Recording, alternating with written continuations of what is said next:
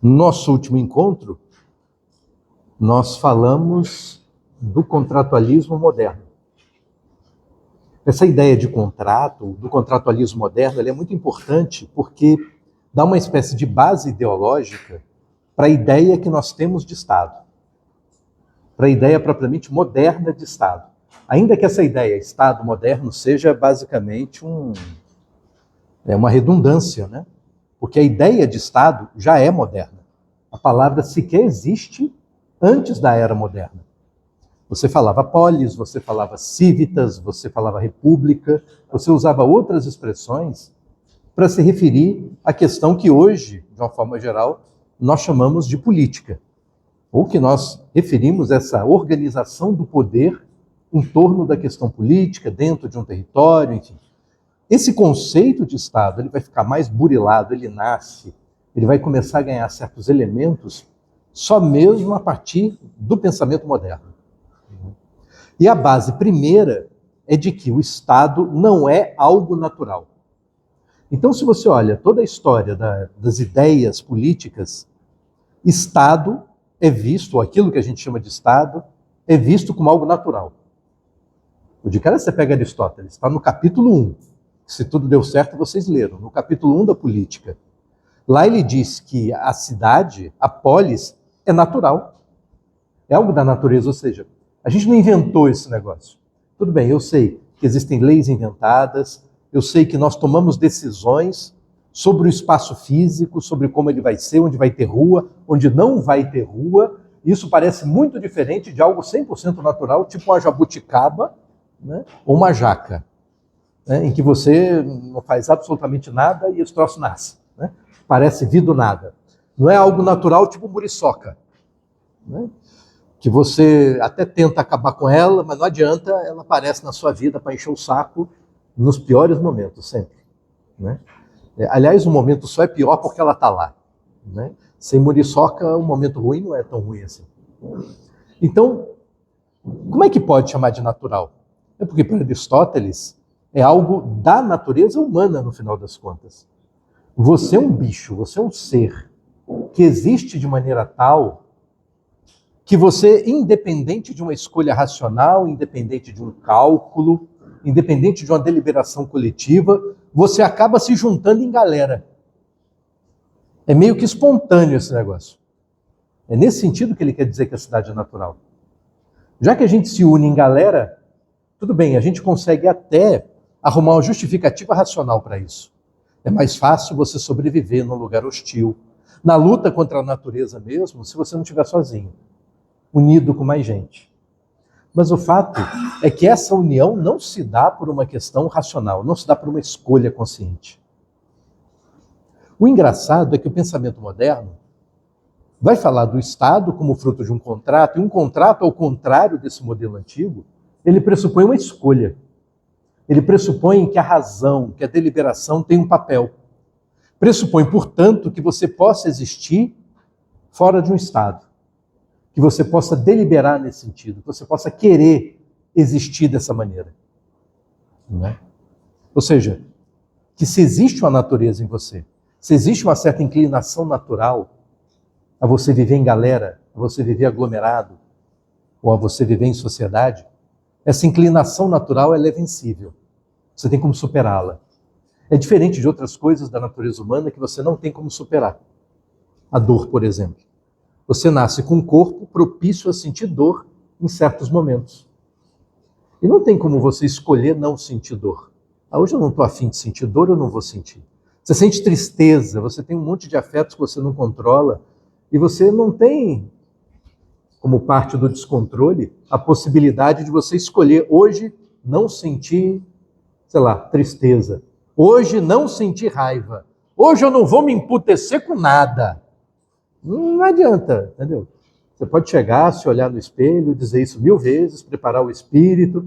Tudo bem que pode ser que isso torne você um pouco mais resistente à apurrinhação ao longo do dia, mas olha, jamais subestime a capacidade da realidade de sacanear você. A vida é assim, as coisas estão de boa, de repente, se a natureza não fizer nada para te avacalhar, pode deixar que outra pessoa vai fazer. E ainda que você não encontre nem na natureza, nem outra pessoa para avacalhar a tua vida, não se preocupa que você mesmo vai dar um jeito de avacalhar. É sempre assim. No final, sempre tem algo que pode dar errado. Né? Porque são muitos fatores que você não controla para além de você. Isso é da natureza. Da natureza, vamos dizer, do mundo, da natureza humana no mundo. Não tem como ter esse tipo de controle. Mas o engraçado é que, repara, o pensamento moderno fala do Estado como se fosse possível mesmo uma escolha. O que é engraçado, porque quando você olha a vida social, quando você olha a vida política, há de se perguntar até que ponto toda a forma pela qual nossa vida é organizada é de fato uma questão de escolha. É de fato uma questão da possibilidade de uma escolha racional, clara, consciente, ou seja, de ser algo 100% moral. Bom, o ponto de partida deles você já sabe. É uma certa ruptura com o pensamento medieval, em que nele a ideia de natureza, a origem da natureza do Estado, ela é divina. É Deus. Deus criou o Estado. Deus escolheu você ser do jeito que você é. Deus fez você assim. Deus fez toda a natureza. E se o Estado é natural, então Deus fez o Estado. Inclusive no que diz respeito à forma interna de organizar. Porque, repara, uma coisa é eu falar para você de uma certa disposição natural de viver em coletividade. A outra é dizer de forma específica como essa coletividade vai viver. Com que regras? De que maneira? Com que organização? Tem quem mande? Quem manda, manda por quê? Como é que o cara que manda vira o cara que manda? Ele manda de que jeito? Então, uma constatação é que, de fato, as pessoas de culturas muito diferentes, de lugares muito diferentes, vivem juntas. Vivem em comunidades. Agora, também é fato que essas comunidades são completamente diferentes umas das outras. Se há diferença, não dá para dizer que é natural. Porque, em tese, aquilo que é natural é do mesmo jeito em todo e qualquer lugar. Porque a natureza daqui não é diferente da natureza de acolá. Né? Eu sei que em lugares diferentes, se for pensar na natureza física, há muitas diferenças. A diferença de clima, a diferença de relevo. As plantas são diferentes, os animais são diferentes. Mas aqui a natureza da qual se fala é uma natureza normativa. É uma natureza associada àquela ideia de direito natural. Que você estudou semestre passado, o Mark Olsen, não foi? A ideia de um direito natural é justamente a ideia de um direito, da ideia de um certo, de um errado, de uma certa normatividade que você não escolhe. Que é um dado. Que ainda que você queira o contrário, dela não dá para fugir. Aliás, é o que Sófocles tenta te dizer com toda a trilogia tebana. Né? Antígona, a mais famosa delas, pelo menos nos cursos de direito, só porque tem um embate entre direito positivo e direito natural. Né? No primeiro entrevero pessoal ali, face a face, entre Antígona e Creonte, o tio teimoso dela. Né? Mas pensa nas leis da física, por exemplo. As leis da física, elas são iguais em todo lugar. E a gente até chama de leis, de uma constante que pode ser descrita de forma matemática, que é inalterável ao longo do tempo, inalterável ao longo do espaço. É dessa ideia de normatividade, a normatividade típica da física, a que se tenta referir quando se fala do Estado, de uma certa normatividade natural. É como se houvesse uma norma tão inescapável quanto as leis da física, que determinasse que você deve viver em sociedade. Mesmo nas narrativas mais antigas. Mesmo naquela que eu citei para você, do diálogo Protágoras de Platão, em que Protágoras, o sofista, ele fala para você de uma história de como os homens foram criados pelos deuses. E ali aparece como uma espécie de lei divina mesmo, a vida em sociedade. Assim como aparece a política também. Que depois que os homens são criados, eles se veem frágeis, porque foram criados a partir de atributos roubados, né, por Prometeu, que rouba a astúcia de Atena e a engenhosidade de Vulcano. E assim você não é feito com aqueles atributos originais dentro do plano original de Zeus, em que cada animal se encaixa num lugar diferente da natureza. E daí a natureza tem uma certa ordem cósmica, um princípio universal, mas ao mesmo tempo singularidades. As singularidades estão nas coisas que não são eternas. Estão nas coisas efêmeras, passageiras, mortais. Por isso os bichos, porque são mortais, são diferentes em cada região. O relevo, ele não é eterno. O relevo se transforma. O relevo é algo mortal. É algo efêmero, é algo passageiro. E por isso diferente. Faz parte desse projeto de Zeus de tornar esse mundo cósmico, essa ordem, algo animada. Porque no conceito de cosmos mesmo, do mundo, há coisas que são imutáveis e eternas. A lei da física é imutável, ela é eterna. Nos homens, viver em sociedade é imutável e é eterno. Mas o modo particular de viver não, depende de uma arte. A arte política. A política aparece nesse diálogo como uma arte. Uma arte que, a mando de Zeus, Hermes distribui de forma igual entre todas as pessoas. No diálogo ainda tem a manha de dizer que Hermes recebe a missão de Zeus, já está saindo. E quando está saindo, ele para e volta a Zeus, uma dúvida. Como que eu distribuo a arte política? Faço como a medicina? Porque a medicina é uma arte também, não é uma arte que é distribuída de forma igual. Há pessoas que têm a habilidade para curar. Outras não. Porque eu não preciso que todas tenham a habilidade para curar todos, porque uma pessoa consegue curar várias. Então, uma arte distribuída de forma desigual. Assim como há outras tantas artes distribuídas de forma desigual. A arte de bem julgar. E aqui um parênteses. Ser juiz é uma coisa, tá? Depende de você passar no concurso. Julgar bem é outra coisa completamente diferente. Às vezes coincide. A mesma pessoa tem as duas características. Passa num concurso e ainda sabe julgar. Mas eu garanto para você que isso é efeito da sorte. Não é efeito do processo seletivo que leva alguém a conseguir ser juiz. E o mesmo vale para uma série de outras profissões. Para não dizer que eu tenho implicância com o judiciário, vale para a docência. Uma coisa é você passar num concurso para professor, a outra é você saber dar aula. São duas coisas completamente diferentes e cá para nós não coincidem. E para piorar a situação, você faz concurso para professor, sei lá, de física. Você tem que mostrar no primeiro momento que você saca muito de cálculo. No segundo, que é o que decide concurso de professor aqui, na verdade, tem 3 etapas: uma prova de conhecimento, uma prova didática e uma prova de títulos. O peso da prova de títulos é 4 vezes maior do que as outras duas. Isso quer dizer que você pode ser muito ruim de conhecimento, você pode ser muito ruim de sala de aula, mas se você tem muita publicação, você passa na frente dos outros e vira professor. Mas tudo bem, vamos supor que você tem todos os talentos. Você tem muito conhecimento, você sabe dar aula, você também é produtivo. Beleza. No dia seguinte que você vira professor, automaticamente você vira gestor também. Porque as coisas aqui são decididas por professor. E pergunta se alguém estudou gestão aqui. Só quem é professor da administração. E é por isso que a maioria deles é calva. Eles ficam arrancando os cabelos quando vem o que acontece aqui dentro. E se sentem meio culpados, porque... Imagina, você é o cara que ajuda a formar administrador para o país. E ao mesmo tempo o lugar em que você trabalha, sabe aquele papo? Né? Casa de ferreiro, espeto de pau. Pois é.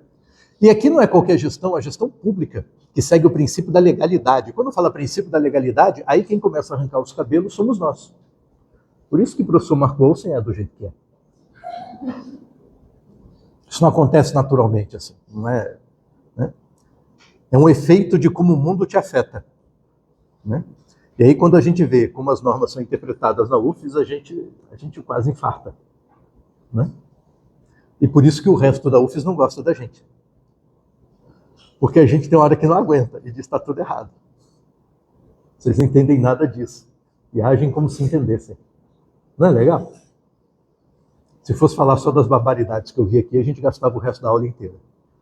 Então basta você acreditar em mim. Se não acredita, ao longo da sua vida estudantil, cada vez que você entrar na SUC para resolver alguma coisa, você terá uma oportunidade de ter uma lição do quão bizarra é a administração daqui. Não é legal? E não é culpa deles não, tá? Ali aponta. ali fazem o que mandam. Eu já cansei de ver servidor que entrou ali cheio de ânimo, aliás, até ex-aluno de direito, mas em 6 meses você já está enquadrado, tá?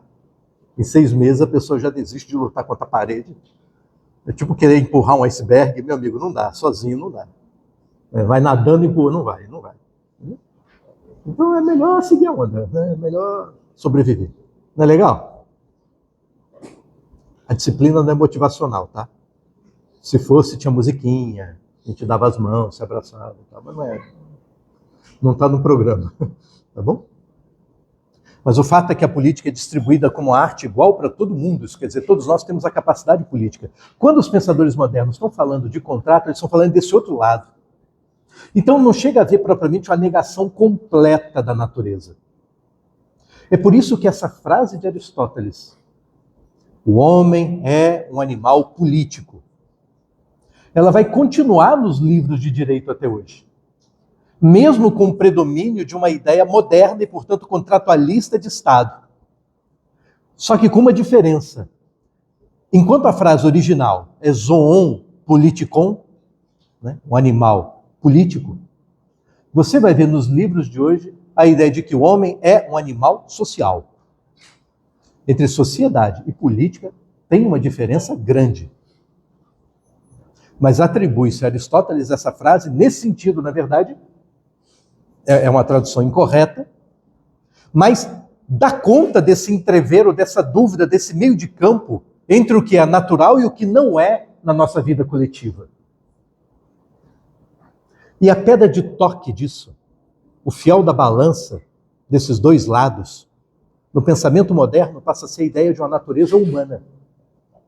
Porque de fato a política é o que é, porque o homem é o que é. É uma consequência daquilo que nós fazemos. O problema é que tem coisa que nós fazemos que são frutos das nossas escolhas. Mas há outras tantas coisas que nós fazemos que não é fruto das nossas escolhas. Até que ponto existe liberdade para que a gente possa escolher?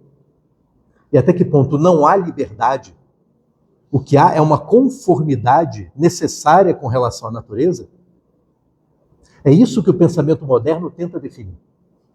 O quanto cabe a liberdade de decidir e o quanto não cabe a liberdade de decidir. Mas o fato é que a palavra liberdade, ela aparece aqui no pensamento moderno com um significado completamente diferente. Completamente diferente. Para quem já respondeu o questionário, você vai ver que tem uma pergunta ali que aparece sobre a ideia de liberdade. E pede uma comparação entre a liberdade dos antigos e a liberdade dos modernos. Tem um texto que está ali no Classroom. Está na bibliografia complementar, não está na básica. É um texto de Benjamin Constant, é um texto do século XIX, em que ele faz uma comparação entre a liberdade dos modernos, e modernos aí são franceses do século XIX, mas bate com a gente sem tirar, tem pouco, em comparação com a liberdade dos antigos. E uma primeira ideia que aparece ali é que a ideia de liberdade, tal como nós conhecemos hoje, é absolutamente sem sentido para os antigos. Os antigos falavam de liberdade. Mas a liberdade é um dado da polis. É um adjetivo que só cabe à polis. Não faz muito sentido falar homem livre, faz sentido falar cidade livre. Porque a partir do momento que você é uma pessoa que vive na cidade, você já não tem liberdade. Não tem liberdade, porque viver na cidade está cheio de regra. Porque quando você vive na cidade, quando você nasce na cidade, de cara você já herda uma cultura, você herda uma língua que você não escolheu, que você não inventou. Tem gente que inventa língua, né? Tem casos comuns de irmãos gêmeos que inventam línguas. Eu tenho um amigo que ele quando era mais novo, foi fazer curso de japonês. Meu, quem é o sujeito que a coisa de, sei lá, 40 anos atrás, né, ele já está chegando nos 60, quem é que há 40 anos atrás estuda japonês, sabe assim? Era ele, né? É um cara estranho mesmo. Né? Como eu sou estranho, eu tenho amigos estranhos também. A gente se reconhece, a gente se aglomera. Ele tinha um amigão do curso, né? Amigão, um colega do curso. E não só eles estavam aprendendo japonês juntos, como eles resolveram inventar uma língua deles. E até hoje eles trocam mensagens nessa língua, que só eles entendem, só os dois falam esse negócio. Quando um deles morrer, 50% da população que fala essa língua vai ter perecido. E o pior é que é uma língua complexa, é uma língua que tem gramática, é uma língua que tem, sabe? E pergunta se um dos dois estudou letras. Sabe? Se alguém gosta de gramática para ficar inventando as coisas dela, não. Os dois fizeram direito. Um segue a carreira, é procurador da República. Outro não seguiu, faz outra coisa completamente diferente. E ganha mais que o procurador da República. Né? É professor, por incrível que pareça. Uma da categoria dos que estão no 1% mais rico da população. Dando aula, o que é mais fantástico ainda. Né? Porque isso acontece. Né? Bom, o fato é que essa língua é herdada. E mesmo quando você inventa uma língua, como o Esperanto foi inventado, conhece o Esperanto? Era a ideia de uma língua universal, em que o mundo se entenderia se todos falassem exatamente a mesma língua. Mas, meu amigo, ninguém fala Esperanto. Ninguém. Eu acho que o último grupo do planeta que ainda ensina Esperanto para alguém são os espíritas kardecistas. E mesmo assim, eu conheço muito kardecista que não fala uma única palavra em Esperanto. Mas tem publicação espírita bilíngue, né? Em que uma das línguas é o Esperanto. Olha só que coisa. Né? Então, mesmo que você invente, tenha dificuldade de fazer o resto da galera topar. Porque parece que tem certas coisas da nossa vida que a razão de fato tem limite. Que a linha que separa o que é natural do que é artificial é cinzenta. Então, por exemplo, é natural em nós a fala. Os bichos emitem sons. E nos sons emitidos, eles transmitem ideias também. Quem tem cachorro sabe disso, o cachorro transmite emoção. Você sabe qual é o latido de quero comida? O latido de pô, divide o filé comigo, né? O latido de felicidade, o latido de tristeza, o latido de medo, o latido de alerta. Gato também, gato tem miado diferente. Os animais se expressam à sua maneira. Nós também. Só que a nossa forma de expressão é muito mais sofisticada. Porque nós conseguimos fazer isso por palavras. Palavras que às vezes existem nuances nuances fonéticas muito pequenas. Qualquer um que estuda outra língua vê as dificuldades de você, que não está com o ouvido muito bem calibrado para aquilo, distinguir certas palavras. Né? Na língua inglesa, você distinguir entre puta e praia é muito difícil. Né? Por isso muita gente evita falar as duas palavras. Na verdade, evita falar praia, com medo de ser mal interpretado. Não é assim? Então, é parte da nossa sofisticação. Todo mundo fala. Agora, repara a quantidade de língua diferente que a gente inventa. E repara outra coisa. Que essa língua, ainda que alguém tenha um dia, imagina, quem inventou o alfabeto era analfabeto. Né? Mas é difícil você dizer quem inventou. Tem um monte de coisa que você consegue dizer quem inventou. Ah, o pai da aviação, Santos Dumont. Irmãos, nem é o caralho. Já que está na moda mandar americano? Americano não, né? Porque o Elon Musk é sul-africano. Mas como está na moda mandar se fuder, né? Fuck you. Green Brothers. Preciso estender os palavrões aqui, não. Mas o fato é que a língua você não consegue dizer quem inventou. É porque ela parece algo tão espontâneo, tão coletivo, que vai mudando de tempos em tempos. Eu sei que hoje a gente faz convenções sobre a gramática, para dizer que uma palavra que tem acento deixa de ter. Desde a última reforma ortográfica, inclusive, eu me sinto meio analfabeto. Eu ainda fico em dúvida sobre as regras, porque eram regras que já estavam aqui incorporadas no meu jeito de escrever. Que eu não precisava mais pensar nelas, sabe? Quais são as regras de acentuação das oxítonas? Sabe? Eu lembro até de frases que eu decorei. PS, um roxinol não lê de tombo. Eu preciso terminadas em PS, LN, RX ou de tombo aberto. Tem assim. Não, sabe, não, eu não precisava mais pensar nisso. Porque já estava aqui, né? Mas aí mudou a regra da acentuação, mas não mudou a pronúncia. E de lá para cá, quanta palavra nova apareceu. Olha as gírias, né? Olha as gírias como elas aparecem. E tem palavras que são gírias em um determinado momento e depois são incorporadas no vocabulário. Fora outras palavras ou expressões que são pronunciadas de uma determinada maneira e vão se transformando ao longo do tempo. Quem tem boca, vai a Roma, dizem, né? Parece que o original é vaia, de Império Romano, de vaiar. Mas se transformou. Se você vê novela de época, você vê as pessoas se referindo umas às outras, num certo nível de igualdade social, como vossa mercê.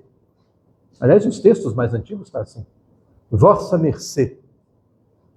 Vossa mercê virou vós-me-cê, numa contração, que depois virou vassum-cê, sobretudo falado pelos escravos, quando encontra a fonética africana muda, vassum-cê, que depois virou você. E agora está virando C. Você vai? Você tá? Você foi? Você deixou? Contração. A língua inglesa também é cheia de contração. Para quem estuda o inglês americano e compara com o inglês britânico, o britânico faz contração de nada. Por isso que é mais fácil de entender. Já o americano... Ora, oi?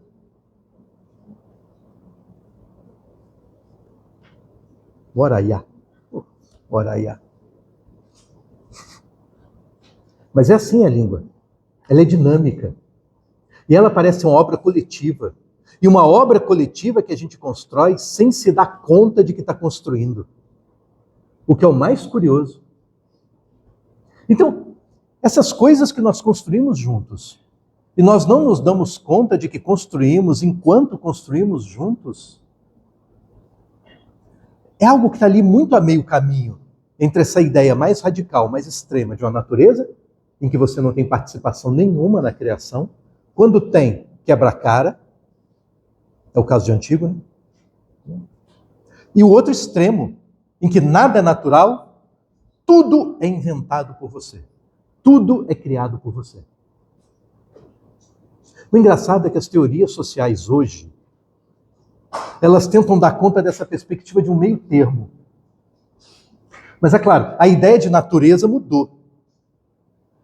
Se você pega os autores modernos, todos eles falam de uma certa natureza humana. Essa natureza humana é basicamente pensada no embate entre afetos, os sentimentos de uma forma geral, e do outro lado, da razão. É como se esse lado natural nosso fosse ligado àquilo que nós sentimos. E o nosso lado não natural fosse ligado àquilo que nós pensamos. Como se houvesse uma plena autonomia entre o pensar e o sentir. Esses primeiros pensadores modernos acreditam que há uma total autonomia entre o pensar e o sentir. Acreditam por uma questão empírica. Porque eu sou capaz de me entristecer e ao mesmo tempo não querer estar triste. Então eu tenho uma vontade que é contrária ao meu sentimento. Mas tudo bem que tem outra forma de interpretar isso, né? Eu posso interpretar que eu só, durante a tristeza, não quero estar triste, porque eu estou triste. Quando você sente dor, você não quer sentir dor. Você se preocupa muito com a dor quando você sente. Quando você não sente dor, você nem lembra dela. Você não se preocupa com ela. Não é assim?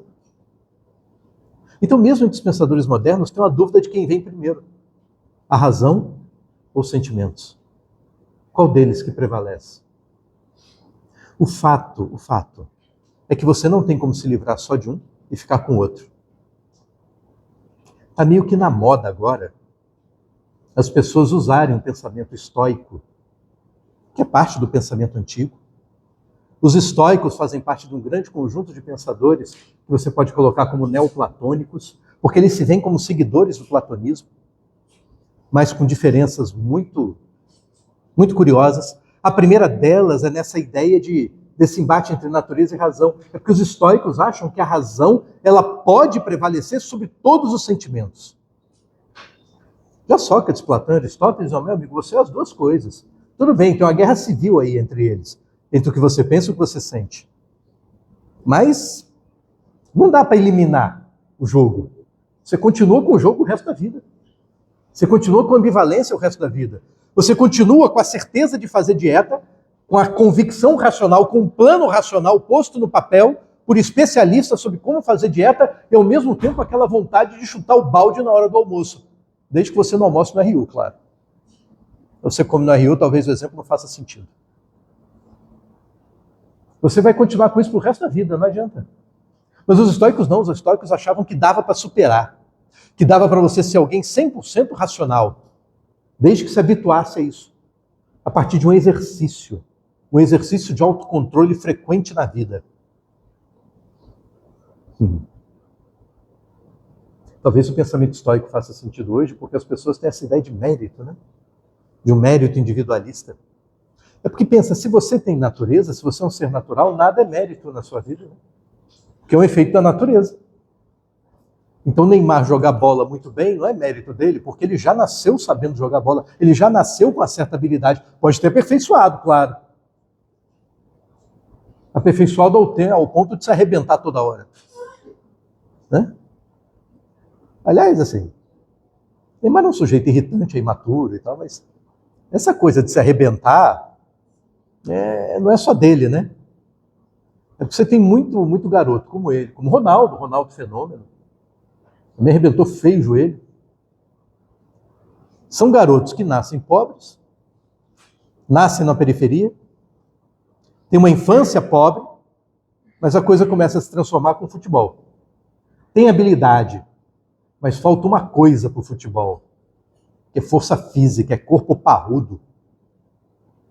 E, meu amigo, só tem como você crescer rápido no esporte, com corpo parrudo lá pelas tantas, com certos apelos químicos, né? Eu não estou falando de doping, não. Estou falando de um whey da vida que todo mundo na academia sai usando, sabe? Que ajuda, de fato, até na alimentação, a você desenvolver muito músculo. E aí desenvolvem musculatura muito rápido, porque, amigo, é profissional agora. Tem grana, tem muito equipamento, tem médico, tem muito especialista para ajudar a crescer músculo rápido. O problema é que seu músculo se desenvolve, mas as suas juntas não, né? Cartilagem não desenvolve na mesma frequência. No caso de Ronaldo. Ronaldo tinha uma musculatura impressionante. Uma arrancada impressionante. Mas cadê que as articulações acompanham? É força muscular demais pro joelho que tem. Aí dá merda, né? Aí dá merda. E assim é com tornozelo, assim é sobretudo com perna para quem é jogador de futebol. Né? Jogador de basquete também acontece a mesma coisa. Já viu alguém jogando na NBA que não seja parrudo? Não tem como, meu amigo. Vale o jogo de corpo. Se você for muito magrinho, uma encostada de ombro num cara daquele, você voa 8 metros de distância. Não tem como. Você tem que ser capaz de tomar uma porrada e ainda assim não perder o equilíbrio para arremessar a bola. Não pode ser fraco. Não tem como. Então, tem um limite. Tem um limite na natureza. Um limite na natureza no corpo, um limite na natureza no social. Agora, a justa medida disso, né? Hoje, o que você vê, o rótulo que você vê é teoria social. Uma teoria social que vai substituir essa natureza humana, dessa dicotomia razão e sentimento, para algo que acontece toda dentro do cérebro. Ou naquilo que é produzido pelo cérebro, ou seja, mente. Mente. Ao longo do pensamento, você vê na antiguidade psique, dos latinos alma, psique é grego. Você vê na Idade Média a palavra espírito, no pensamento moderno também. Quando fala espírito ali, não tem um sentido religioso, não tem um sentido de metafísico, mas não desse que você está pensando, de espectro, né? Tem um sentido de aquilo que em você, o conjunto daquilo que você pensa e sente. No pensamento contemporâneo, a gente chama isso de mente. E você vai reparar que nos estudos da mente, você tem de um lado a neurociência, que tem avançado muito, ao ponto do neuro estar virando adjetivo. Você tem um psicólogo, mas você tem um neuropsicólogo. Você tem um pedagogo, mas você tem um neuropedagogo. Você tem um coach e você tem um neurocoach quântico.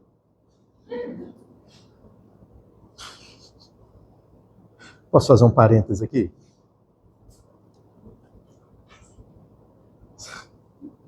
Uma ex-aluna me procurou, já faz uns 4 anos, 5, sei lá. A pessoa precisa muito falar contigo. Tá bom. Marquei um café perto de casa. Eu estou fazendo um curso de coach. E até já comecei a dar, né, a treinar as pessoas e tal. E parte da minha formação requer eu agradecer pessoas que foram muito importantes na minha formação. Eu falei, pô, que legal, estou honrado. Assim, eu não sabia que as merdas que eu falava podiam mexer com alguém de alguma forma, né? Legal, bacana, assim, né? Mas você é coach, assim, uma coach de quê? De carreira. Ela estava formada há 2 anos. Eu falei, tá, mas assim, não precisa ter uma carreira para você ensinar os outros a fazer carreira, assim, né? Mas eu tenho uma carreira de coach agora. Tá, que você não terminou ainda, porque se você está na fase de falar comigo, e falar comigo é parte da formação, né? Então, eu acho que nem essa você começou, né? Não, mas não precisa, porque a carreira é dos outros. Né? A carreira é dos outros. Então eu vou ser coach de carreira médica. Eu não preciso ser médico para ser coach de carreira médica. E compara com o médico. Né? O médico ajuda você, às vezes, a lidar com os problemas de saúde decorrentes do seu trabalho. Mas o médico não tem o seu trabalho, ele tem o dele, é diferente. É uma especialização. Ah, que legal. Eu falei, entendi, saquei agora. É que eu estou acostumado com outro modelo de vida, né? Em que para as pessoas ensinarem alguma coisa, tem que ter passado por isso, né? Tipo, para dar aula de direito, eu tenho que ter estudado direito um dia. Né? Para poder colocar vocês nessa situação de fazer prova, eu tenho que ter passado pela situação de ter que fazer prova. Se eu falo para vocês lerem livro chato de direito, é porque alguém me colocou na situação de ter que ler livro insuportavelmente chato de direito, com especial destaque para os de processo. Olha que eu nem posso reclamar dos professores de processo que eu tive. Eram muito bons, né? Muito bons. Tinha até um exemplo na aula de processo, mas fica para daqui a pouco que encaixa melhor. Mas o fato é que o pensamento contemporâneo, e os coaches e todo mundo, fica nesse dilema em que você sai do que você sente, do que você pensa, para como a mente funciona. O que há na nossa mente que nos torna seres sociais. E o detalhe, como esse estudo é contemporâneo, a gente tem a honra de herdar tudo aquilo que foi estudado antes da gente. E para falar de comportamento humano, tem 3 grandes vertentes, em que todas elas explicam, em parte, o seu comportamento. Explicam, em parte, quem você é. E, ao mesmo tempo, nenhuma delas explica o todo do que você é. A primeira delas diz respeito à genética mesmo. Ou aquilo que está mais ligado à ideia mais antiga, mais radical de natureza. Que os antigos falavam das suas habilidades, das suas inclinações. Você já nasce com uma certa disposição genética para ter mais habilidade com algumas coisas e menos habilidade com outras. Se você não nasceu com a disposição genética para ler muito, sinto muito, mas assim, a carreira jurídica vai estar meio limitada para você. Não quer dizer que você não vá ter uma. Não quer dizer nem que você não vá conseguir ter relativo sucesso. Agora, chegar no topo, não vai. Assim, não tem jeito. É assim que funciona essa merda. Eu sei que é chato, mas né? Fazer o quê? O mesmo vale para o cálculo, né? Se você não é uma pessoa boa de cálculo, você pode até virar engenheiro. Até fazer ponte que não cai, você entendeu? Mas daí dizer que você vai ser um grande expoente, aí não vai não. Tem limite, né? Teu saco vira um fator limitador. Mas isso é a genética. Determina aspectos físicos e determina também aspectos mentais nossos. Determina aspectos comportamentais. Você imagina na área do crime, o mapeamento do genoma é muito recente, né? Então o que nós temos é um grande mapa. Mas a gente não sabe muito bem o que acontece em cada lugar desse mapa. A gente não sabe exatamente qual é o papel de cada gene. E mais, os genes não estão sozinhos. Ainda tem enzimas que estão juntas. Ainda tem questões bioquímicas que determinam a ligação daquilo ou não. De tal maneira que o gene puro determina, quando muito, uma certa disposição de espírito. A mesma coisa que Aristóteles dizia, você pode ter nascido com a disposição, mas se não treinar, se não se habituar, se não exercitar, o troço não desenvolve. Então você pode ter nascido com a disposição genética para o câncer. O que não quer dizer que você vá ter câncer. Porque tem fatores ambientais que vão ser fundamentais para que essa disposição natural, essa disposição genética, de fato vire algo na natureza. Né? Mas o fato é que vamos ficar só com a consideração da genética. Explica muita coisa. E há muito medo de desenvolver certas pesquisas, inclusive na área social. Porque vá que eu encontre um gene responsável pela violência. Da mesma forma que você pode ter um gene que te deixe mais propício do que outras pessoas a ter certos tipos de câncer, não significa que você vá ter câncer. O fato de você ter genes que te colocam mais propenso a atos violentos não quer dizer que você vai cometer crime. Mas imagina se pegar só a genética para julgar a pessoa. Vi aqui pelo exame de sangue, que é filha da puta, é bicho solto. Eu não quero nem saber das provas. Foi ele, porque olha só. Não tem um risco muito grande da gente começar a condenar as pessoas não pelo que elas fazem, mas pelo que elas são. E essa história de condenar as pessoas, de excluir as pessoas pelo que elas são e não pelo que elas fazem, a gente tem muito exemplo na história e são todos exemplos ruins. No racismo é isso que acontece. Você exclui as pessoas pelo que elas são, não pelo que elas fazem. No machismo é isso, você exclui as mulheres pelo que elas são, não pelo que elas fazem. Independente do que elas fazem, o que é pior. E assim é os nazistas com relação aos judeus. Aliás, a lista dos nazistas é grande. É contra os judeus, os curdos, os negros, os homossexuais, os deficientes, os dissidentes políticos, os comunistas, os botafoguenses. Pega todas as minorias aí. Né? É um perigo, é um perigo. Então são pesquisas que vão assim muito devagar de propósito. Talvez seja um conhecimento que a gente não deveria ter mesmo. Porque na nossa mão a chance da gente fazer merda com isso é muito grande. Enquanto a gente não superar essa ideia de que as pessoas devem ser julgadas pelo que elas fazem e não pelo que elas são, é o tipo de conhecimento perigoso. O segundo passo, que explica muita coisa, mas não explica tudo, é a sua trajetória de existência no mundo. Ou seja, aquilo que na comparação com o câncer, os médicos vão chamar de fatores ambientais. O ambiente à sua volta, que pode te estimular a determinados comportamentos ou não te estimular a determinados comportamentos. E aí envolve a cultura, envolve a educação. Envolve um lado propriamente social. E olha como é forte o seu comportamento social. Você que na universidade se comporta de um jeito que não é o mesmo jeito que você se comporta em casa. Que em casa é outro ambiente social. Você que frequenta um terceiro ambiente, a igreja, por exemplo. Na igreja você tem outra atitude. Uma amiga me convidou para a igreja dela. Vamos lá. Vamos. Como eu gosto de religião, eu vou. Gosto de todas, acho mó barato. Aí, é engraçado, porque lá tudo era graças a Deus. Graças a Deus e não sei o quê. Mas o engraçado é que eu conheci ela na balada, né? O papo era outro. O papo tá mais para selvageria, para hoje é rock and roll, baby, um negócio assim. É bicho solto. É bicho solto. E a mesma pessoa. E detalhe, com os mesmos valores morais, inclusive na balada. Agora, a gente se comporta de forma diferente. É uma pressão do ambiente que é imediata às vezes, e noutras é mais duradoura, porque marca você.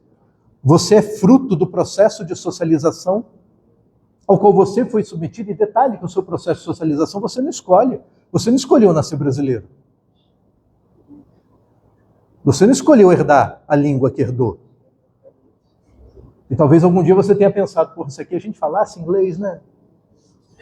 Podia ter sido colônia inglesa, pelo menos a facilitar na hora de viajar para a Disney, né?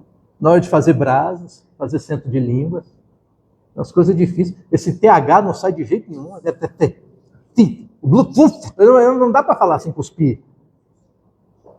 O problema, sabe, a minha língua é igual ao americano, assim, ela mete do mesmo jeito, mas o americano aprendeu e se habituou a mexer de um jeito que eu não aprendi, porque aqui a gente movimenta a língua para falar de um jeito diferente. Então, tá aí outro lado, meio, né? Que você bota na conta grande da natureza.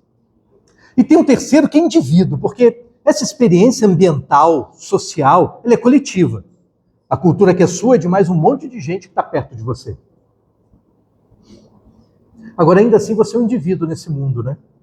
E tem coisas que só acontecem com você. Tem um amigo que diz que tem coisas que só acontecem com ele, com o Botafogo e com o PSTU. Sim. Só com ele, cara. E que marcam, todo mundo é assim. Todo mundo tem coisas que aconteceram com você que te marcaram para o resto da vida. Eu fui marcado por uma noite muito ruim numa boate em Botafogo chamada Lua Estrela. Sabe aquela música da Legião Urbana? Festa estranha, com gente esquisita, eu não tô legal. Era lá. Eu olhei pro barman e falei assim pro cara, me vê Cuba Libre. Na época as pessoas tomavam Cuba Libre, isso fazia sentido, né? Não sei se você sabe, mas é um drink com rum e Coca-Cola. Eu virei para ele e falei, mas eu não gosto de Coca-Cola, você entendeu? Aí o cara, entendi. Como ele era um cara camarada, ou pelo menos solidário com a minha tristeza, ou não gostava do patrão, ele realmente botou doses cavalares do pior rum que você possa imaginar, Montila. Eu levei mais de 20 anos para descobrir que aquela merda nem é digna de ser chamada de rum. Rum é diferente daquilo. Rum de verdade. E um pouquinho de Coca-Cola, que é para justificar o nome do drink. Eu não sei o quanto eu tomei daquilo, cara. Mas depois desse dia, eu passei muito tempo, sabe, voltando a ficar enjoado só de sentir o cheiro de rum. O cheiro. Ficou em mim, você entendeu? Com uma reação corpórea, inclusive, de enjoo. A reação típica de um corpo encharcado de álcool quando não tinha uma gota de álcool aqui dentro. Tinha só o cheiro, tinha só a memória. Uma memória corporal.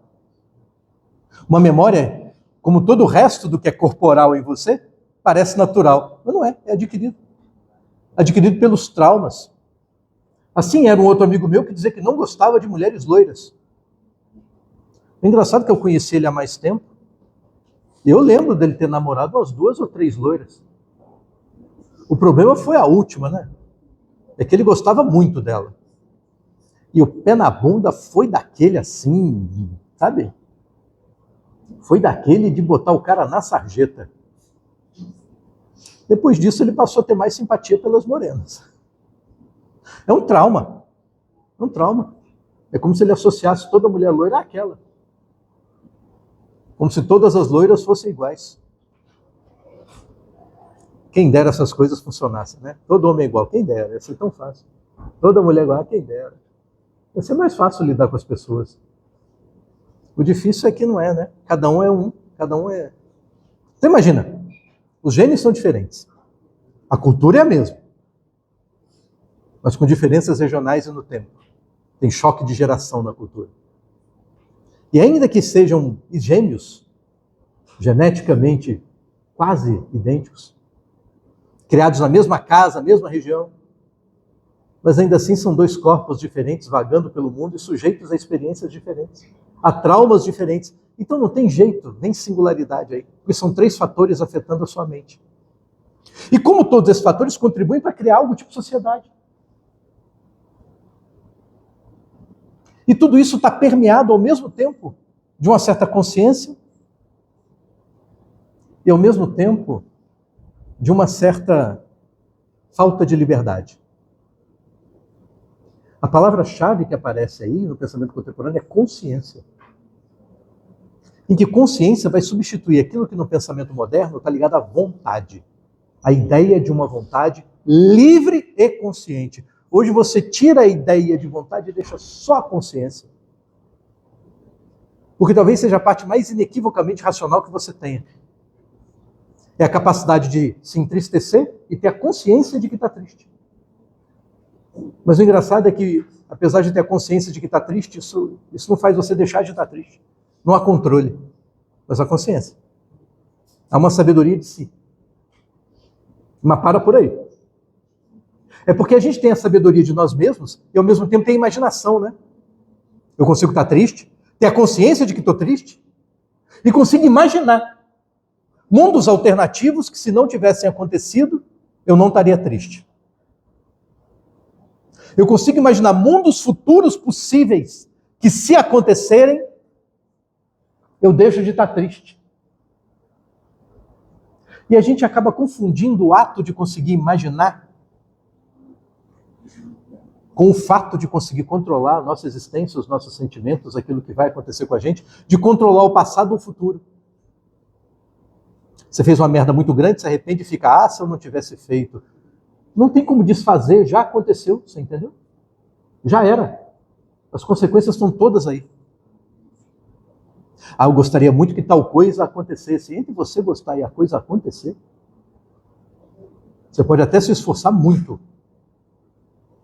Mas é difícil você encontrar alguma coisa na sua vida que dependa única e exclusivamente de você. Ao contrário do que diz o coach quântico motivacional. Tudo depende de você. Porra nenhuma. Eu estudei muito e entrei para a UFES.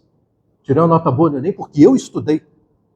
Mas repara que tem nota de corte. A nota de corte depende da média. E a média são os outros.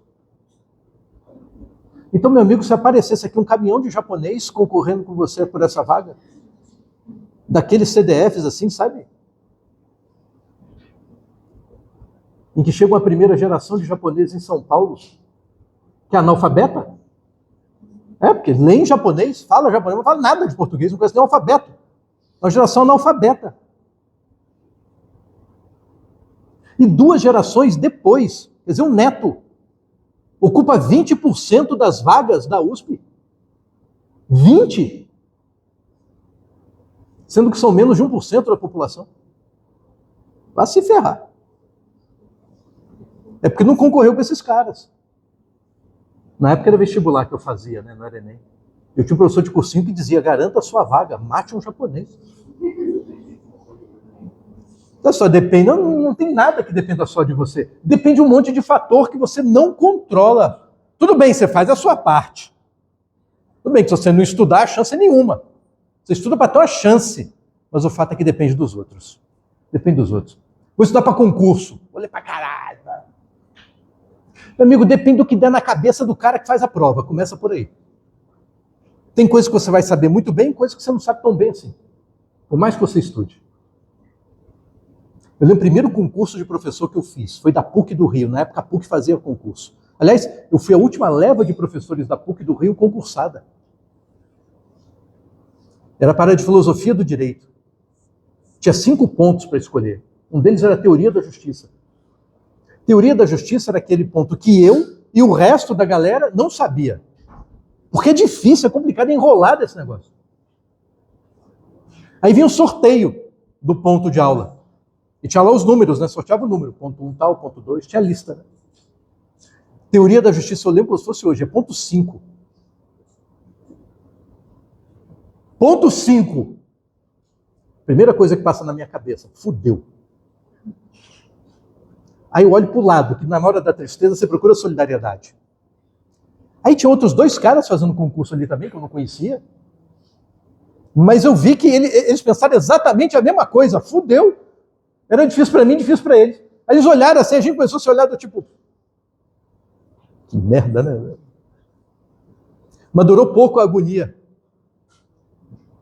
Porque a lista que o cara tinha para sortear, a ordem estava diferente. Então, enquanto para nós ponto 5 era a teoria da justiça, na lista dele lá, ponto 5 era outra coisa. E qualquer outra coisa era melhor que isso. Ponto 5 é tal. Ainda teve um que gaguejou para... Sabe aquela... Mas não é justiça? Mal ele abriu a boca, o resto já olhou assim. Fica quieto. Se quiser apanhar na saída, fica quieto. Né? Tudo isso é... Eu não controlo, você entendeu? Passei. Passei. Eu fiquei só 3 anos no aula. E depois eu vim para cá. Paga mais.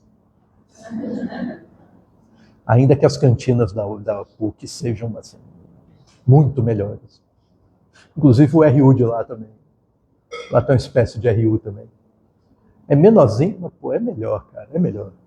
E outra, você podia escolher um prato do dia, claro que você não escolhe, mas tinha uma alternativa, que é bife com batata frita.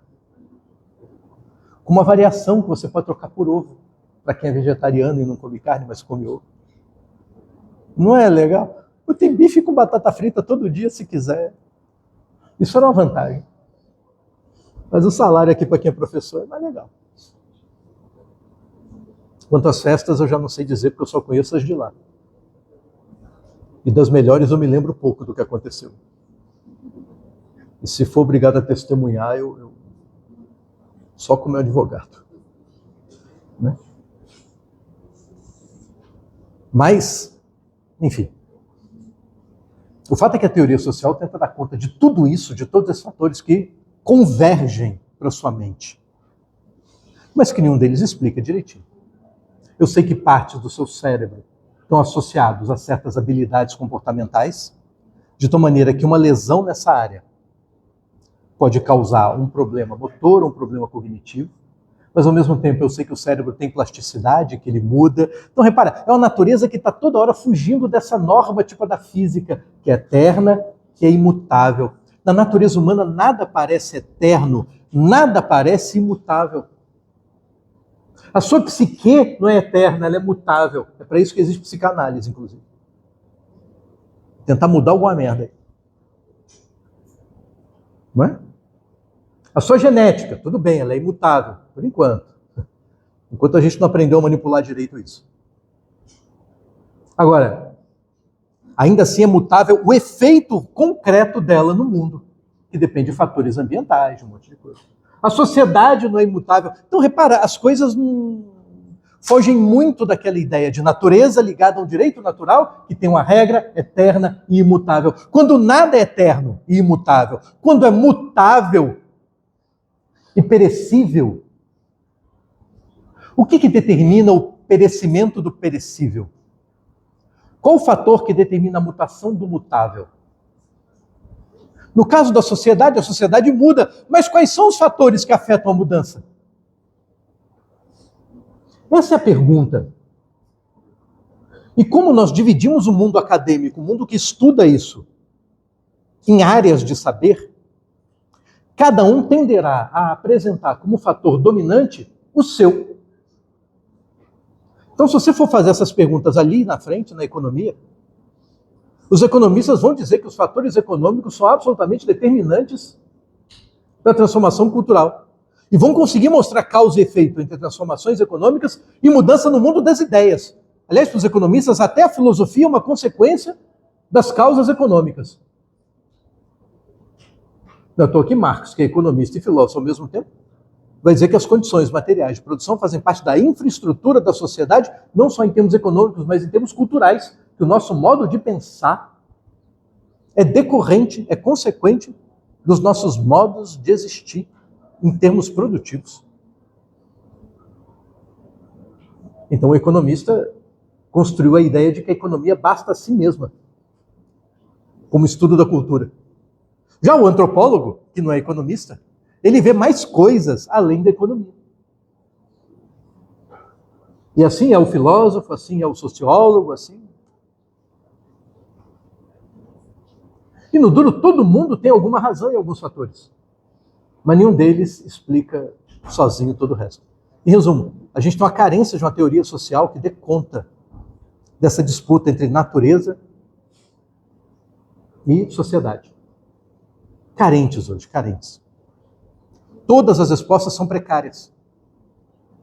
E para piorar a situação, repara que eu falei em campos de saber aqui, sociologia, antropologia, economia, filosofia. Eu não falei de direito. Eu não sei se você reparou, mas o curso aqui é direito.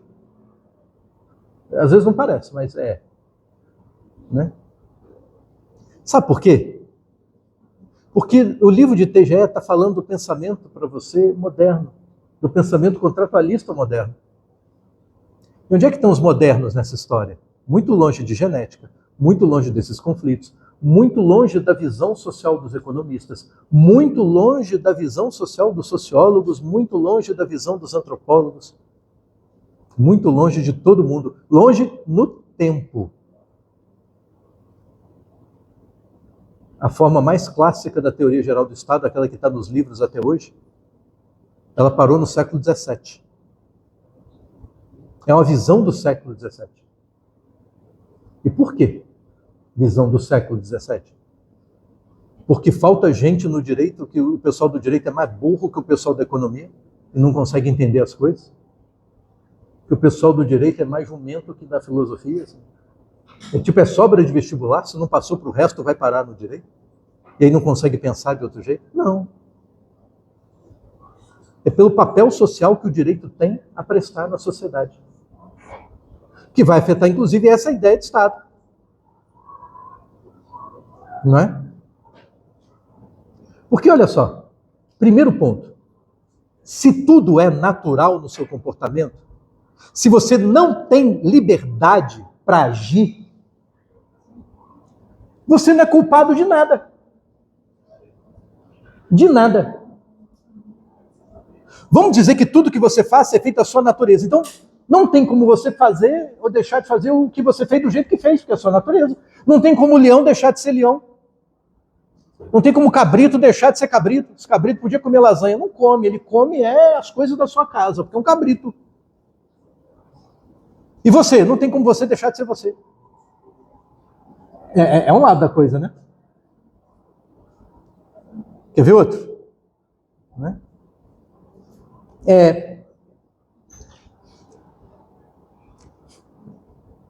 Como é que eu vou responsabilizar você por algo que você fez e que, pelos fatores que te afetaram, não tinha como fazer de outro jeito? Não tem liberdade. Sem liberdade, nós não temos como responsabilizar ninguém por nada. Uma condição para eu conceber o próprio direito, para eu conceber processo de julgamentos, para eu poder punir alguém dizendo que você fez algo errado, devia ter feito de outro jeito, é entender que as pessoas tenham liberdade para agir de uma maneira diferente da qual agiram. E por isso a ideia de liberdade é tão falada, ao ponto de você criar uma corrente de pensamento político, que é o liberalismo, que vem junto do contratualismo. Não há contratualismo sem liberalismo, porque todos os discursos dos autores contratualistas sobre a natureza humana tentam dar conta da liberdade humana. No outro extremo dessa equação, se de um lado eu tenho a natureza, que é a liberdade zero, do outro eu falo da razão como aquele fator que te torna livre. Então a ideia básica é de que nós somos seres livres por natureza, porque possuímos uma capacidade de pensar. Essa capacidade de pensar é uma capacidade específica de pensar, diferente de outras formas de pensamento, de outros seres. A forma típica de pensar do homem, damos a ela o nome de razão. A razão pode ir além do tempo, imaginar coisas futuras, pode planejar coisas futuras e construir o futuro. Portanto, em tese, com o uso da razão, você é absolutamente livre da natureza. Esses autores eles vão radicalizar a ideia da liberdade humana. Tal como os estoicos fizeram. Os estoicos falavam numa possibilidade, e o caminho para atingir essa possibilidade é pelo hábito. O caminho para você se livrar do domínio dos teus afetos e ficar 100% racional. Já o pensamento moderno retoma essa pegada, retoma essa vibe, numa ideia de liberdade. Mas a condição para você ser livre requer razão. Razão. A razão te liberta. Porque você pode fazer as coisas de uma determinada maneira, não porque seja de fato a sua escolha, mas porque alguém disse para você que aquilo era o jeito de se fazer. E a partir desse momento você está refazendo o tempo todo. Refazendo o tempo todo. Eu trabalhei um tempo no Rio, no escritório, que só trabalhava com crime. É um escritório bem endinheirado e, portanto, todos os criminosos tinham dinheiro. É bandido rico. Aí é bom advogado no crime. E assim, eu era o cara ali que acabou de entrar, né? E aí tem um cara rico, e o cara rico tem filho. E o filho do rico, volta e meia, tem problema com a polícia. Num desses problemas fui eu lá para resolver a parada. É o famoso caso do engolidor de maconha. Coisa idiota. Estava ele em Búzios andando na rua fumando baseado. Aí na esquina aparece a polícia. Aí o que ele faz? Ele pega o baseado, a guimba, e engole. Queimou a língua, inclusive. Engoliu. No bolso ele tinha um papelzinho e estava um pouquinho de maconha aqui ainda, o próximo baseado, dentro do papel. Ele pegou o papel e jogou no chão. Aí os policiais chegaram, boa noite, cidadão. Boa noite. Eles viram. Esse papel aqui no chão, você jogou isso no chão, não foi? Não, não fui eu não, já estava aí. O policial pegou, né? Quando pegou e desembrulhou o papel, tinha lá maconha. E você sabe qual era o papel? Era uma guia de depósito bancário com o nome dele, número da conta, CPF. O policial falou, é a primeira vez que eu vejo um flagrante de maconha com assinatura, com registro, com CPF. Ainda disse para o cara, você devia ter feito o contrário. Você devia ter jogado a guimba no chão e engolido esse papel. Mas o fato é que isso foi em 1990. Você não tinha nem nascido. 1990 é quando vem a lei dos juizados especiais criminais, que cria os crimes de pequeno potencial ofensivo, que cria também a possibilidade da suspensão condicional do processo. Porque já tinha a suspensão da pena. Mas agora tem a do processo, ou seja, nem vai chegar a julgamento isso. Nos crimes de pequeno potencial ofensivo. Que esse entrava. O problema é que a lei acabou de sair do forno. Está quentinha, está até difícil de pegar. E ninguém sabia muito bem como é que essa merda funcionava ainda. O fato é que ela dizia o seguinte, que essa suspensão condicional do processo não é algo automático. Tem que ser pedido pela defesa ou pelo Ministério Público. Um dos dois tem que pedir. O juiz não pode de ofício fazer isso. Né? Então eu tenho a possibilidade de pedir ou não pedir. As provas são totalmente contra. Não tem como defender olhando as provas. Vamos jogar no direito, então. Né? Assim, ao mesmo tempo, o laudo sobre a droga diz o seguinte, tem pouca folha, muita semente. O THC, tetrahidrocannabinol, só tem na folha, que é de fato a substância entorpecente.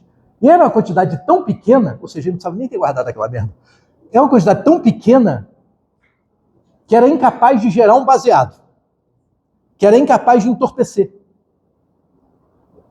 E tinha uma jurisprudência do Tribunal de Justiça do Rio que era o crime de bagatela. Quando é insignificante a quantidade, insignificante até para entorpecer, é caso para absolver. Então é o seguinte, qual o melhor dos mundos para o cliente? A absorção. Agora, a absolvição só é possível se chegar na sentença, né? Mas podia ser condenado, porque a tese do tribunal nem todo mundo seguia. Tem juiz linha dura, tem juiz que não é.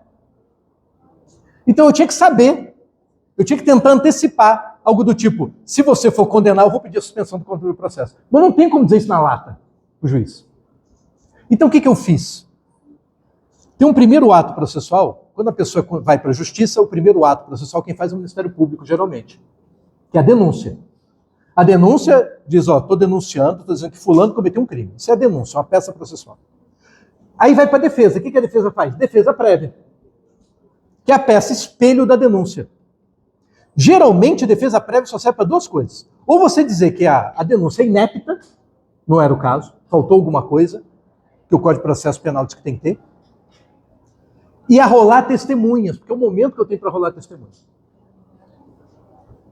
Às vezes você não tem testemunha, aí as pessoas arrolam testemunha fictícia, porque depois pode substituir.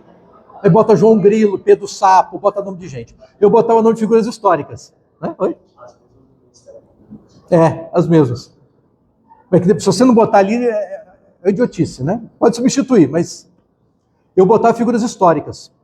Eu já botei Gengis Khan, Américo Vespúcio, Vasco da Gama várias vezes. Né? Eu acho que tem algo acontecendo no primeiro período. Suponho que seja um momento de humilhação. Estou acabando aqui. Né? O que eu fiz na defesa prévia? Quase como se fossem alegações finais. Falei no princípio, falei que a denúncia era inepta, porque para isso servir. Inepta, porque em sendo a quantidade de THC muito pequena, não há substância entorpecente. E o tipo penal é trazer consigo substância entorpecente. Não tem substância entorpecente, porque isso não entorpece. Se o juiz concordasse, ele já matava o processo ali. Como ele não matou o processo, marcou a audiência, eu já me preparei na audiência para pedir a suspensão condicional do processo e pronto. Porque aí é um direito, ele não tinha como negar. Mas porque entendeu? Foi um jeito de antecipar a resposta dele. Um amigo meu olhou aquilo e era juiz. Está errado. Defesa prévia não é assim, porque defesa prévia é tudo igual. Você está fazendo de um jeito diferente. Mas eu estou fazendo de um jeito diferente porque olha a circunstância, é uma lei nova. Eu tenho que arrumar um jeito aqui de fazer esse juiz responder. Eu não posso simplesmente chegar na cara dele e falar, antecipa o julgamento aí para mim. É pedir para ele ser imparcial, sabe qual é? Antes de ver as provas, não dá. Não tinha como fazer isso. Foi o jeito que eu arrumei. Então, tem coisa que você faz, a escolha sua? Mas é só porque aprendeu. Então, essa ideia de liberdade dos modernos vai, inclusive, contra a educação. É contra tudo. Tudo. Olha o caso de Descartes. O pensador-chave dessa ideia de liberdade individual. Em que eu vou ganhar uma certa liberdade a partir de uma autonomia da razão. Mas eu só consigo essa autonomia da razão se eu duvidar de tudo. Porque a dúvida é um ato do pensamento, é um ato de razão, fundante de todo um pensamento, e que permite afastar de mim todo e qualquer saber que eu estou só reproduzindo, que eu não produzi. Então, de fato, a minha autonomia, de autonomos, a lei de si mesmo, eu me torno, de fato, alguém intelectualmente autônomo, segundo Descartes, a partir da dúvida. Vou duvidar de tudo. Vou duvidar de que vocês existem. Qual é a garantia que eu tenho de que vocês existem? Sabe quando você sonha, e enquanto sonha, jura que é realidade o sonho que sonha? Né? Exatamente. Quem me garante que isso aqui não é um sonho? Quem me garante que vocês são reais? Eu mesmo. Então Descartes vai duvidar até da própria existência. Quem sabe eu não sou parte do sonho de algo maior do que eu? Isso aí. Mas peraí, mas se tem a dúvida é um ato, é uma ação. E a dúvida é uma ação praticada por algo. Então, se existe a dúvida enquanto eu duvido, é preciso que exista algo que duvida. Esse algo sou eu. Ufa. Penso, logo existo. Cogito ergo sum. É daí que vem esse raciocínio. É daí que vem essa frase. Conclui esse raciocínio. Se eu duvido, se há dúvida, é preciso que haja algo que duvida, ou alguém. esse algo que duvida, enquanto existe a dúvida em mim, sou eu. Então eu existo. A partir da certeza da minha existência, eu posso começar a fundar a certeza de outras tantas. Mas do mesmo jeito, eu cheguei à conclusão da minha existência por um raciocínio. Não sentindo, eu existo aqui, estou tocando. Não é pela sensibilidade, não é pela visão. É só pelo raciocínio. Então, em tese, se há muito da nossa vida social, que é escolha, que é deliberação, é possível, e mais do que possível, é melhor que nós construamos a nossa vida em torno dessas escolhas livres e racionais.